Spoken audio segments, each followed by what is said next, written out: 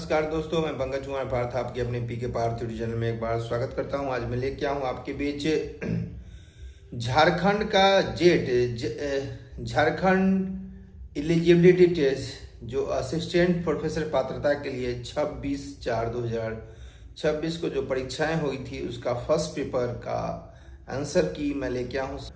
और ये आपको अभी बिहार में आने वाला है, वैकेंसी आपका बेट आने वाला है, इसमें भी आपको काम करेगा, नेट में भी काम करेगा। तो बेट के लिए भी बहुत महत्वपूर्ण है जो जस्ट ही आने वाला है, इसलिए इस वीडियो को देखें, लाइक सब्सक्राइब शेयर करें, बहुत ही महत्वपूर्ण है। आइए हम इसका डिटेल देखते हैं आपके पी के पार्थिव चैनल। जेट का पेपर फर्स्ट का पहला पेपर जो होता है 50 क्वेश्चन, उसका आइए हम डिटेल देखते हैं आपके पी के पार्थिव। नमस्कार, मैं लेके आया हूँ आपके बीच जेट जो प्रोफेसर पात्रता परीक्षा का जो एग्जाम है पेपर फर्स्ट का मैं लेके आया हूँ। पहला प्रश्न है, नीचे दो कथनों एक अभिकरण है के रूप में, दूसरा उसका कारण है। तो अधिकरण किया है ए में, एक उच्च शिक्षा के संदर्भ में शिक्षण और निर्देशन समानार्थक शब्द है। और कारण में है, शिक्षण एक व्यापक अवधारणा है जिसमें मूल्यों का विकास तथा आलोचनात्मक चिंतन का विकास शामिल होता है, जबकि निर्देशन कार्य उन्मुख होता है। तो आंसर इसका है ए सही नहीं है, आर सही है। नहीं, उच्च शिक्षण के समय शिक्षण और निर्देशन समानार्थक शब्द है, ये गलत है। सही क्या है, शिक्षण एक व्यापक अवधारणा है जिसमें मूल्यों का विकास तथा आलोचनात्मक चिंतन का विकास शामिल होता है, जबकि निर्देशन कार्य उन्मुख होता है। तो ये वाला डी आंसर इसका। दूसरा प्रश्न है, अनुदेशात्मक सुविधाएं जिसमें अनुकूलशील अधिगम तकनीकें शामिल होती है, शिक्षण अधिगम प्रक्रिया को किस प्रकार प्रभावित करती है? इसका आंसर होगा बी, प्रत्येक शिक्षार्थी के प्रदर्शन के आधार पर अध्ययन सामग्री की कठिनाई को गतिशील रूप से समायोजित करके। बी सही है इसका। तीसरा क्वेश्चन, एक शोधकर्ता स्रोबॉल सैंपलिंग तकनीक का उपयोग करता है। यह तकनीक प्राय किस प्रकार के शोध में उपयोग की जाती है? तो गुणात्मक शोध।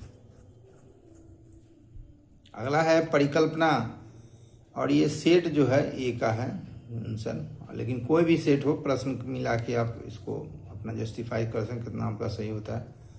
परिकल्पना परीक्षण में निम्न में से कौन सा टाइप 2 त्रुटि है? तो ये असत्य शून्य परिकल्पना को स्वीकार करना H0, ये बी सही है। अगला प्रश्न है, शोधकर्ता नई शिक्षण विधि के प्रभाव पर अध्ययन करते हैं, वह निष्कर्ष निकालते हैं कि नई विधि पुरानी विधि से काफ़ी बेहतर है। P छोटा है 0.05 से, हालांकि वास्तव में दोनों विधियों में कोई अंतर नहीं है। ऐसी स्थिति में निम्न से क्या हुआ है? टाइप 1 त्रुटि अल्फा त्रुटि है। निम्न में से कौन सा वैंकूवर शैली के संदर्भ का वर्णन सही करता है? तो संख्यात्मक प्रणाली। अमेरिकन साइकोलॉजिकल एसोसिएशन APA शैली के संदर्भ में सूची प्रविष्ट का सही क्रम क्या है? तो लेखक, वर्ष, शीर्षक और जर्नल, यानी इसका होगा ऑथर, ईयर, टाइटल और जर्नल। अगला है, निम्नलिखित कथनों पर विचार किए। पहला है कथन है, क्रियात्मक अनुसंधान एक चक्रीय प्रक्रिया है जिसमें योजना, क्रिया, अवलोकन और चिंतन शामिल है। क्रियात्मक अनुसंधान के परिणामों को पूरा वैश्विक जनसंख्या पर सामान्यीकरण किया जा सकता है। कथन 1 सही है, लेकिन कथन 2 गलत है। तो इसमें क्रियात्मक अनुसंधान एक चक्रीय प्रक्रिया है जिसमें योजना, क्रिया, अवलोकन और चिंतन शामिल है, ये सही है। क्रियात्मक अनुसंधान के परिणामों को पूरे वैश्विक जनसंख्या पर सामान्यीकरण किया जा सकता है, ये गलत है। अगला प्रश्न, जब एक पर्यवेक्षक फोन पर व्यस्त होने के कारण किसी कर्मचारी द्वारा मशीन की खराबी के बारे में दी गई व्याख्या को अनदेखा कर देता है, तो यह किसका उदाहरण है? तो मनोवैज्ञानिक बाधा है। नंबर आंसर हो गया। जो कथन और कारण वाला है, तो पहला है कथन अभिकरण ये है, अजर्सन संचार अर्थ के समझौते विनिमय की प्रक्रिया है। कारण है इसका, अर्थ शब्दों में नहीं होता बल्कि उन लोगों में है जो उन शब्दों का उपयोग करते हैं। तो दोनों सही है, ए आर दोनों सही है, आर एक की सही व्याख्या करता है, ये नंबर आंसर हो गया। काइनेसिक्स, प्रोक्सेमिक्स और हेप्टिक्स निम्न में से किसके उप प्रकार हैं? तो अमौखिक संचार के, यानी कि नॉन वर्बल कम्युनिकेशन का प्रकार। पैरा लैंग्वेज निम्न से कौन से तत्व शामिल हैं? बोलते समय स्वर, पिच, लहजा, ध्वनि की तीव्रता, विराम। पैरा लैंग्वेज में क्या है? बी आंसर इसका, pitch, tone, volume and the pause in the speech. एक व्यक्ति 10 किलोमीटर उत्तर की तरफ दिशा में चलता है, फिर दक्षिणावर्त 5 किलोमीटर घूमता है, के बाद दक्षिणावर्त फिर 10 किलोमीटर चलता है, तो वह किस बिंदु में दिशा से है? तो यह तो से जाएगा 5 किलोमीटर दक्षिणावर्त घूमेगा, फिर 10 किलोमीटर घूम जाएगा, तो ये जाएगा किस दिशा में रहेगा? पूर्व दिशा में। शहर की नई साइकिल लेन पहल असफल रही है क्योंकि इन लेनों के बनाने के बाद से कार दुर्घटनाओं की संख्या में कोई कमी नहीं आई है। यदि निम्नलिखित में से कौन सा कथन सत्य है जो वह तर्क को सबसे अधिक कमजोर करेगा? तो इस अवधि में शहर में कुल यातायात की मात्रा 25% बढ़ गई। यही सही है। अगला प्रश्न है, लुप्त श्रेणी में लुप्त संख्या ज्ञात कीजिए। 7, 20, 47, 102 और 213 है। तो 7 गुने 2 प्लस 6, 7 गुना 14, 6 20, इसके बाद 20 गुने 2 प्लस 7 47, 47 गुने 2 प्लस 8 102, 102 गुने 2 प्लस 9 213 और 213 गुने 2 प्लस 10 426 और 10 436 आंसर होगा। 100 में 2 गुने 6 प्लस 6, 2 गुने प्लस 7, 2 गुने प्लस 8, इस तरह से हो रहा है, सीरीज चल रहा है, 436 हो जाएगा आंसर। ओरल को 3196 के रूप में कुटित किया जाता है, तो रिटर्न को किस रूप में कुटित किया जाएगा? तो 55, 22, 95, 5 हो जाएगा। एक व्यक्ति 2 गाय को 12,000 रुपये प्रति गाय के हिसाब से बेचता है। गाय को 25% लाभ और पूरे लेन देन में उसे न तो लाभ होता है और न हानि होता है। दूसरी गाय पर हानि का प्रतिशत कितना होगा? तो ये हो जाएगा 16.66%। नीचे दिए गए अभिकरण निदर्शन है के रूप में दूसरा कारण है। प्रत्येक वैध तर्क एक सुदृढ़ तर्क होता है। कारण है, एक सुदृढ़ तर्क में वैध संरचना तथा सभी सत्य आधार वाक्य होने चाहिए। ए आर दोनों सही है, आर ए की सही व्याख्या नहीं करता है। ब्रह्मांड एक विशाल घड़ी के समान है। एक घड़ी का कोई रचनाकार अवश्य होता है, अतः ब्रह्मांड का कोई रचनाकार अवश्य होगा। उपयुक्त तर्क में से कौन सा अनौपचारिक तर्क दोष की गई है? तो मिथ्या सादृश्य है, यानी फॉल्स एनालॉजी। निम्नलिखित में बढ़ती हुई अभिप्रायता को व्यवस्थित कीजिए। तो हो जाएगा बी, यानी जीवित प्राणी, जानवर, उसके बाद कुत्ता, उसका गोल्डन रिसीवर। BADC हो गया, पर ए नंबर आंसर दिया। बढ़ती हुई अभिप्रायता। बौद्ध दर्शन के अनुसार इनमें से कौन से 2 मान्य है? प्रत्यक्ष और अनुमान, यानी कि प्रत्यक्ष डायरेक्ट परसेप्शन एंड एन्यूमेना इन्फ्लुएंस, ये बी नंबर आंसर हो गया, प्रत्यक्ष अनुमान। मीमांसा के प्रभाकर मत के अनुसार कितने प्रमाण मान्य है? तो 5। अगला प्रश्न है, राज्य शिक्षा विभाग ने 2018 में से विद्यालय में आधारभूत संरचना सुधारने के लिए एकीकरण विद्यालय आधुनिकीकरण योजना शुरू की है। इसके केंद्र बिंदु है विद्यमान ग्रामीण और शहरी विद्यालयों का उन्नयनकरण, स्मार्ट बोर्ड, डिजिटल कक्षा, शहरी ग्रामीण अवसंरचना, अंतर कम ICT सक्षम शिक्षण को प्रोत्साहन करना है। इसमें सारणी में 18 से 21 के बीच में विद्यालय का स्थापित डिजिटल संख्या दर्शाया गया। और सारणी योजना है उन्नत किए गए विद्यालय। उन्नत किए गए ग्रामीण विद्यालय है 2018 में 250, उन्नत किए गए शहरी विद्यालय 150, 2019 में 300 और ग्रामीण में हो गया विद्यालय और शहरी में है 180, 2020 में 420 और ग्रामीण में 210, शहरी में 210 और ग्रामीण में 420, ग्रामीण में 500 और शहरी में 260। तो कह रहा है 2018 से 21 के बीच में डिजिटल कक्षाओं में प्रतिशत वृद्धि कितने प्रतिशत हो गई? 93.33%। प्रश्न निकालेंगे। किस वर्ष ग्रामीण और शहरी विद्यालय उन्नयन के बीच सर्वाधिक अंतर है?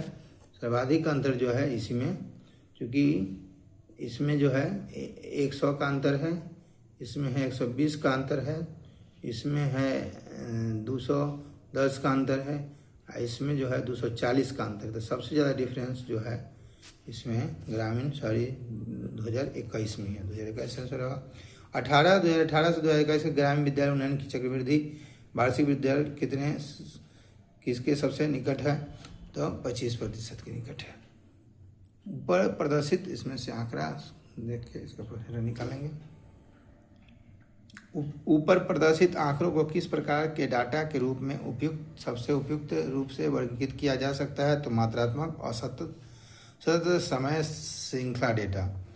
शासन गवर्नेंस के दृष्टिकोण से डिजिटल कक्षाओं में तेज वृद्धि यह संकेत देती है कि ICT सूचना संचार प्रौद्योगिकी आधारित शैक्षणिक सुधार रणनीति। 28 से अगला है रिक्त स्थानों में A से D का सही क्रम की पहचान। इलेक्ट्रॉनिक्स मेल संदेश के भेजने के लिए SMTP प्रोटोकॉल का उपयोग करता है। सर्वर से ईमेल प्राप्त करने के लिए क्वांटम सामान्य POP3 का उपयोग करता है। संदेश एक नेटवर्क के माध्यम से यात्रा करता है जिसे एक विशिष्ट IP एड्रेस द्वारा पहचाना जाता है और डोमेन का समाधान DNS द्वारा किया जाता है। यानी इसका भरने में है तो इसमें क्या हो जाएगा? ABCD में जो A है यही भराएगा, आंसर हो जाएगा A। निम्नलिखित में से कौन सा कथन सही है? तो A और C सही है। BPA सार्वजनिक नेटवर्क पर एक क्रिप्टेड संचार सुनिश्चित करता है और C है NTTPS सुरक्षित संचार के लिए SSL और TLS का उपयोग करता है। ये दोनों सही है। एक विश्वविद्यालय क्लाउड आधारित प्लेटफॉर्म के माध्यम से ऑनलाइन परीक्षा आयोजित करता है। छात्र दूरस्थ से लॉग इन करते हैं और परीक्षा डेटा केंद्रीय रूप से संग्रहित किया जाता है। इस प्रणाली में से कौन सा सबसे महत्वपूर्ण जोखिम है? डेटा का उल्लंघन, अनाधिकृत पहुंच। C नंबर आंसर हो जाएगा। 31 में है मिलाने वाला है स्वयं, SWAYM। स्वयं क्या है? ये है national mock platform for the multi disciplinary courses. स्वयं जो है बहुविकल्प पाठ्यक्रमों के लिए राष्ट्रीय मॉक मंच है। NTPEL इंजीनियरिंग केंद्रित ऑनलाइन व्याख्या है। National digital library of India है केंद्रीकृत डिजिटल शैक्षणिक भंडार। डिजिटल इंडिया प्रोग्राम है शासन सेवाओं के लिए डिजिटल संरचना। A का 1 है, B का 2 है, C का 3 है, D का 4 है। इसका मैच सही है। एक शैक्षणिक संस्थान बायोमेट्रिक उपस्थिति प्रणाली, क्लाउड आधारित LMS और एनक्रिप्टेड ऑनलाइन शुल्क भुगतान प्रणाली को एकीकृत करता है। इस एकीकरण का समग्र प्रभाव निम्न में से किस प्रकार के सबसे बेहतर वर्णित किया जा सकता है? तो प्रशासनिक पारदर्शिता और डेटा सुरक्षित वृद्धि। वेनसांग के विवरणों के अनुसार नालंदा विश्वविद्यालय में प्रवेश परीक्षा किसके द्वारा आयोजित की जाती है? द्वार पंडितों द्वारा। इनमें से कौन सा अपरंपरागत शिक्षा को परंपरागत शिक्षा से अलग करती है? तो है C। यह प्रायः शिक्षा केंद्रित होती है, विविध माध्यमों से शिक्षण प्रदान करती है। कथन और कारण का है। कथन है AICTE अखिल भारतीय तकनीकी शिक्षा परिषद एक वैधानिक निकाय है। कारण है AICTE स्थापना वर्ष 1987 में संसद के एक अधिनियम द्वारा तकनीकी शिक्षा के नियोजित विकास सुनिश्चित करने के लिए की गई थी। A R दोनों सही है और A की सही व्याख्या भी करता है। अगला प्रश्न है भारतीय संविधान के किस अनुच्छेद के अंतर्गत प्रत्येक नागरिक का मौलिक कर्तव्य है कि वह प्राकृतिक पर्यावरण की रक्षा और सुधार करे? अनुच्छेद 51A(G)।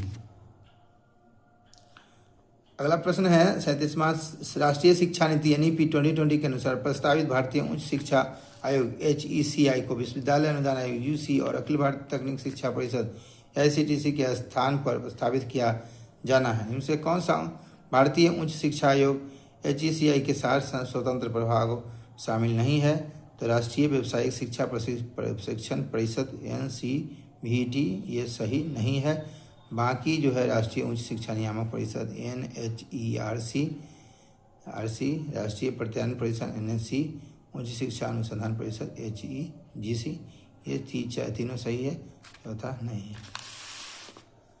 अगला है 40 में 38 से 39 शिक्षा मंत्रालय के विभिन्न श्रेणियों के अनुसार उच्च शिक्षा संस्थान में छात्र नामांकन की आखिरी है। इसका उपयोग समावेशी नीति और अनुसार इसके लिए मूल्यांकन के नामांकन में है।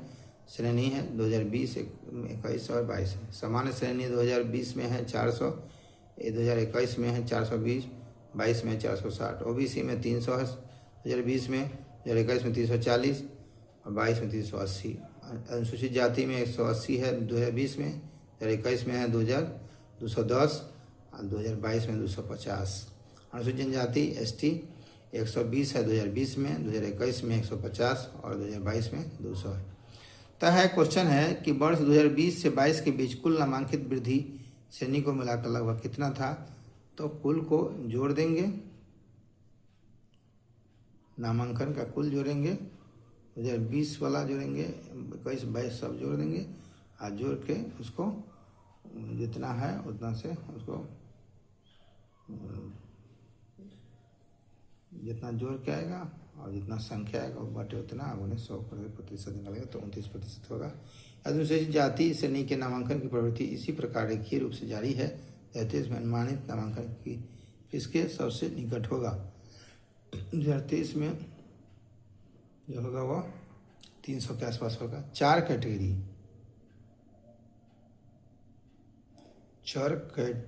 कैटेगरी किस प्रकार के डेटा को दर्शाती है। नाम मात्र गुणात्मक चर को। अनुसूचित जाति और अनुसूचित जनजाति श्रेणियों में बढ़ते नामांकन का सबसे अधिक किस बात को संकेत मिलता है। तो सामाजिक न्याय नीतियों का प्रभावी क्रियान्वयन।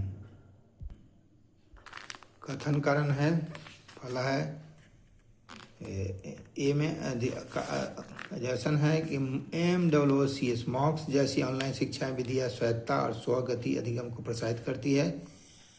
कारण है इसका ऑनलाइन शिक्षण प्लेटफॉर्म एक निश्चित समय सारणी और अनिवार्य शारीरिक उपस्थिति प्रदान करता है। ये जो है वो सही है। मॉक जैसी ऑनलाइन शिक्षा स्वायत्तता स्वगति अधिगम को प्रोत्साहित करती है। और जो कारण जो है ऑनलाइन शिक्षण एक निश्चित समय सारणी अनिवार्य करता है, ये गलत है। अगला प्रश्न है 43, निम्न से कौन सा सामाजिक विशेषता किशोर शिक्षार्थियों में पहचान बनाम भूमिका भ्रम संकट से विशेष रूप से जुड़ी है। तो सामाजिक अन्वेषण की तुलना में व्यावसायिक स्थिरता को प्राथमिकता देते हैं, यानी the prioritising of vocational establishment over social exploration. अगला प्रश्न निम्न से दिए गए कथन में एक अभिकथन है, ऐसा रूप से है, दूसरे कारण के रूप में है। तो ये है किशोर शिक्षार्थियों में कक्षा के भीतर भावनात्मक अस्थिरता अधिक दिखाई देने की संभावना होती है।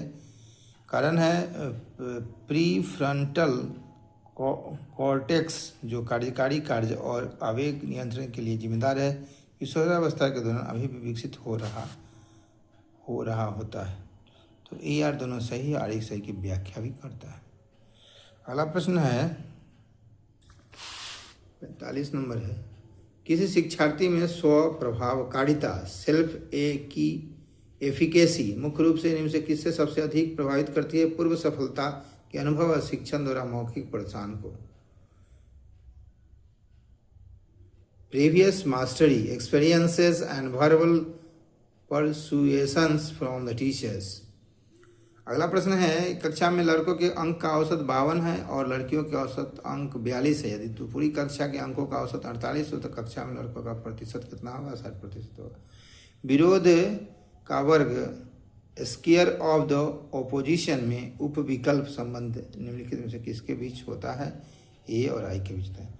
समूह संचार की स्थिति में समूह विचार से क्या अभिप्राय है। तो एक मनोवैज्ञानिक स्थिति जिसमें समूह में सामंजस्य बनाए रखने की इच्छा के कारण अविवेकपूर्ण या तर्कहीन निर्णय लिया जाता है। अगला प्रश्न है निम्न से कौन सा अगली संख्या क्या होगा। 1, 6, 1, 2, 6, 21, 88। तो अगला क्या हो जाएगा 445। लास्ट प्रश्न है शाब्दिक प्रमाण में सन्निधि की शर्त का आशय क्या है। यह शब्द बिना लंबे अंतराल के समय और स्थान की निकटता में बोले गए होंगे। ये था the words must be uttered in close temporal and spatial successions without long intervals। ये क्वेश्चन है लास्ट प्रश्न है 50। अब इसी के साथ हम इजाज़त लेते हैं। ये जेट का झारखंड एलिजिबिलिटी टेस्ट का प्रश्न था, 50 क्वेश्चन पेपर 1 का। इसी के साथ इजाज़त लेते हैं। पीके पार्थिव चैनल से जुड़े रहें, लाइक सब्सक्राइब शेयर करें। धन्यवाद।